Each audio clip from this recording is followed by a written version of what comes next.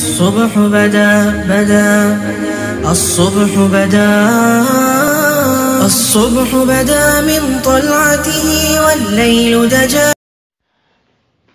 الحمد للہ وکفا والصلاة والسلام علی سید الرسل وخاتم الانبیاء، اما بعد. آج کا سبق ہے جس کا موضوع ہے عرب اور جزیرۃ العرب، کہ آپ صلی اللہ علیہ وسلم کا انتخاب عربوں سے کیوں کیا گیا. اس کی کچھ وجوہات جاننے کی آج ہم کوشش کریں گے.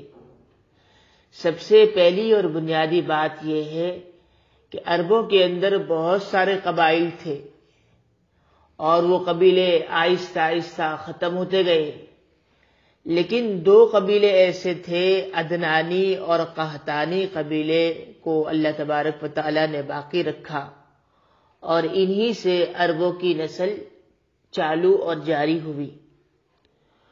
آپ صلی اللہ علیہ وسلم کا انتخاب عربوں سے جو کیا گیا، اس کی کچھ وجوہات مؤرخین نے لکھی ہے.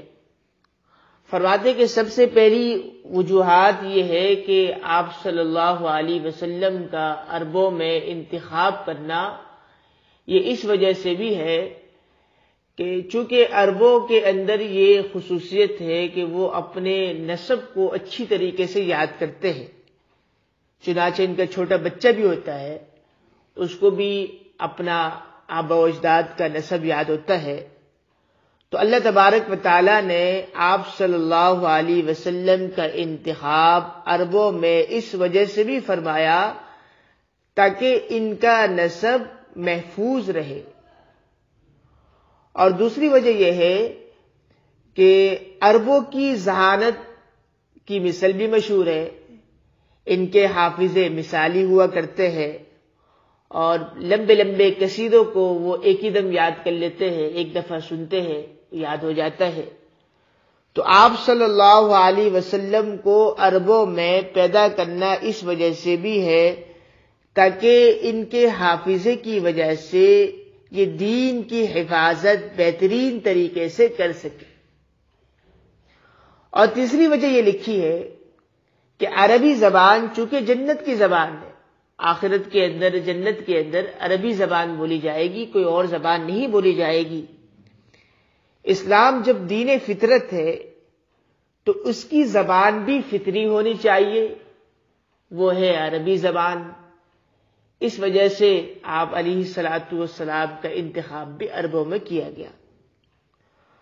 اور چوتھی وجہ جو یہ لکھی ہے کہ انسانیت کے اندر جو اعلیٰ صفات ہوتی ہے، مثلا شجاعت ہے، بہادری ہے، سخاوت ہے، مہمان نوازی ہے، یہ اوصاف عربوں کے اندر کوٹ کوٹ کر بھرے ہوئے تھے.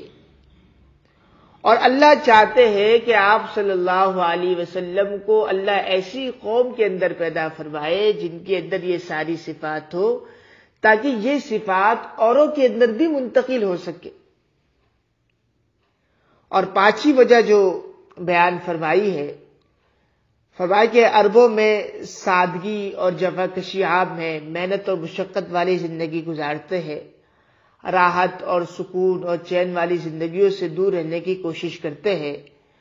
تو یہی چیزیں، یہ اوصاف انسان کو ترقی دیتے ہیں. تو ان اوصاف، ان ماحول کے اندر، ان اوصاف کے اندر آپ علیہ الصلوۃ والسلام کو پیدا فرمانا اس وجہ سے بھی ہے تاکہ یہ انسان اچھی طریقے سے ترقی کر سکے. تو بہرحال یہ تو صفات تھی جس کی وجہ سے آپ صلی اللہ علیہ وسلم کا انتخاب عربوں میں کیا گیا. اور جزیرۃ العرب کا انتخاب اس وجہ سے کیا گیا، ابراہیم علیہ الصلوۃ والسلام کی مشہور دعا ہے وَإِذْ قَالَ إِبْرَاهِيمُ رَبِّ اجْعَلْ هَٰذَا الْبَلَدَ آمِنًا، کہ الہی اس بستی کو امن کا گہوارہ بنا دیجئے. اور جزیرۃ العرب کے اوپر اللہ تعالیٰ کی بہت ساری خصوصیات ہیں. مکہ المکرمہ وہاں ہے، اللہ تعالیٰ کی خاص تجلی اور ظہور وہاں ہوتا رہتا ہے. تو اللہ رب العزت نے جزیرۃ العرب کا اس وجہ سے انتخاب فرمایا کہ یہ زمین بابرکت اور مقدس زمین ہے، یا اللہ تعالیٰ کی تجلیات کا ہر وقت ظہور ہوتا رہتا ہے، اور اللہ تعالیٰ نے اس کی حفاظت اپنے ذمہ لے رکھی ہے. تو اللہ تعالیٰ نے اس وجہ سے جزیرۃ العرب کا انتخاب بھی فرمایا۔ تو یہ آپ صلی اللہ علیہ وسلم کا انتخاب عربوں کے اندر اور جزیرۃ العرب کے انتخاب کی کچھ وجوہات آپ حضرات کے سامنے بیان کی گئی ہے۔ انشاءاللہ مزید جو تفصیل اگلے سبق کی ہوگی وہ آئندہ سبق کے اندر عرض کی جائے گی۔ السلام علیکم ورحمۃ اللہ وبرکاتہ۔